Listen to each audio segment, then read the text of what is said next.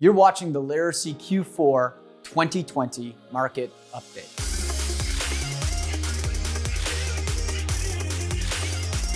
"2020 was one of the craziest years for real estate. And before we step into 2021, we have to take a look back and look at what happened in the last quarter of the Chicago real estate market. And we have to remember that real estate is hyper-local. So what has happened downtown is entirely different than what has happened in the suburbs. When we talk about the downtown markets, we're talking about the Laricy core markets, which is South Loop up to Lakeview, North Center, all the way down to West Loop.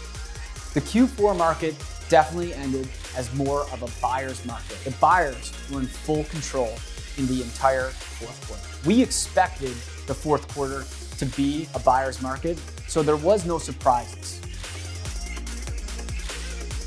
Inventory was high. It was as high as almost 24 months. That's the highest on record. Now, not every area had historic highs. Areas like Westtown had only about 4 months and was a little bit more balanced, but overall, the inventory levels were at record highs in most areas. Pricing.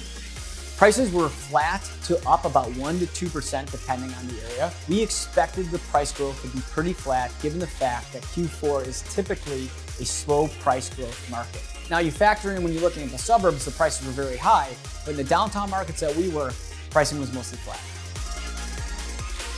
Market time. The average market time was about 85 days for most of the downtown markets. Sales.